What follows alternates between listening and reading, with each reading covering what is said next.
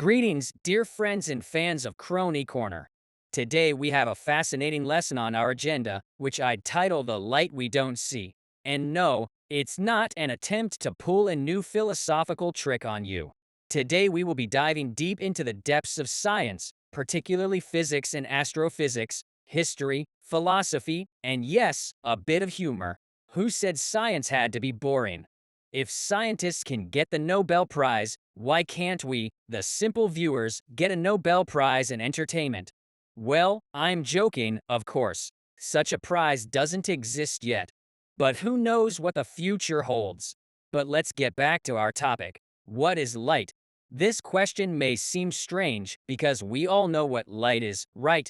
It penetrates our windows every morning, makes us squint when we look at the sun, and creates comfort in our homes in the evenings.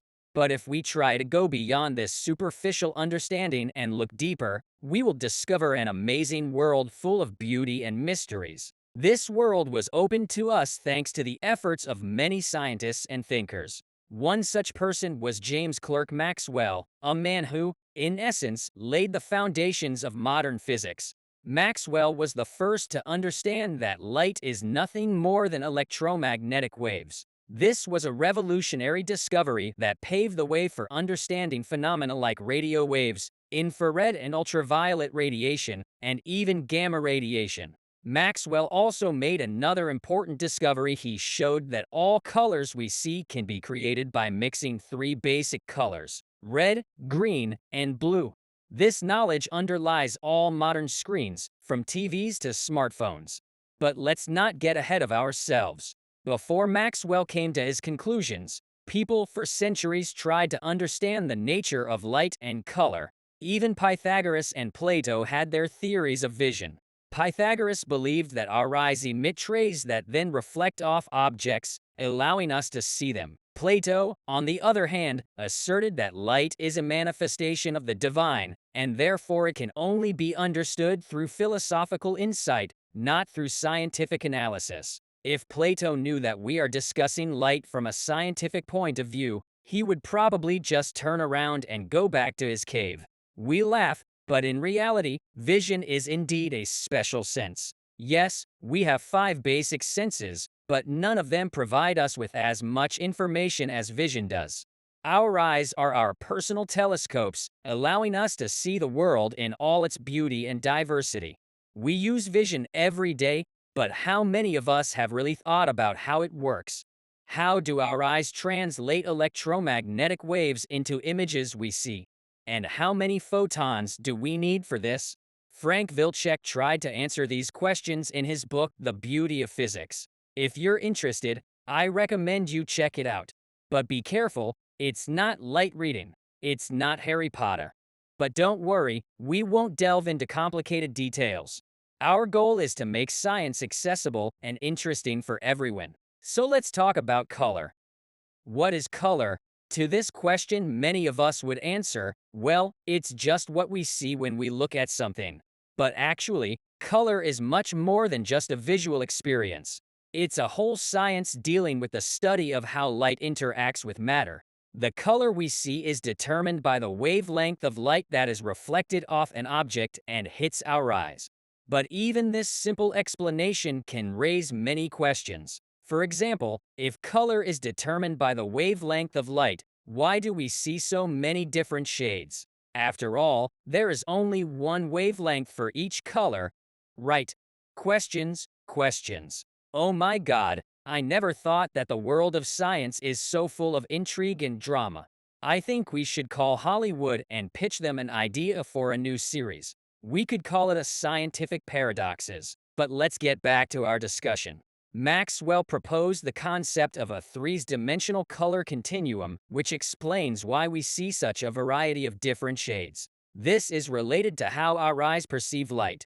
We have 3 types of photoreceptors, or rhodopsins, in our eyes, each of which is sensitive to a certain wavelength of light. That's why our screen reproduces only 3 basic colors: red, green, and blue. Each of these colors corresponds to one of the types of photoreceptors in our eyes.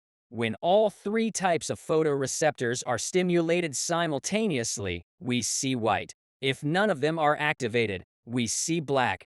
But it's important to understand that our eyes are not capable of seeing all colors. Yes, our eyes can perceive a wide range of colors, but they cannot see those colors that are beyond the visible spectrum. This includes infrared and ultraviolet radiation, as well as radio waves, microwaves, and gamma radiation. These waves are beyond our perception, but they still exist and play a huge role in our world. I think this is a good point to ask you, dear viewers. After all, we are all different, and each of us has a unique view of the world. If you could see any color that is usually inaccessible to the human eye, what color would it be? Ultraviolet, infrared, or maybe the color of radio waves? Share your thoughts in the comments. I'm always interested in hearing your opinion. So, even though we can't see these waves, we have learned to use them in our technologies. For example, radio waves are used to broadcast television and radio programs. Microwaves are used in microwave ovens to cook food, and infrared radiation is used in remote controls and some video cameras. And all this is thanks to the work of scientists who, like James Clerk Maxwell, continue to delve into the unexplored depths of science, expanding our boundaries of understanding and opening up new possibilities. We can only thank them for their diligence and perseverance. So next time when you look at something and see a color, remember all the science that underlies this simple but surprisingly complex phenomenon. And don't forget, the colors you see are only a small part of all that actually exists. Light is truly an amazing phenomenon. It penetrates every part of our lives, illuminating the world around us. And even though we can't see its full depth and complexity, we can still enjoy its beauty and be thankful for it gives us the ability to see the world around us. Indeed, our understanding of light and color is a path to understanding our own perception, our world. And as science continues to push the boundaries of our understanding, we continue to uncover new, astonishing aspects of our existence. Think about how we see in the infrared or ultraviolet spectrum. We can't perceive these colors on their own, but we've learned to transform them into colors we can see using technology.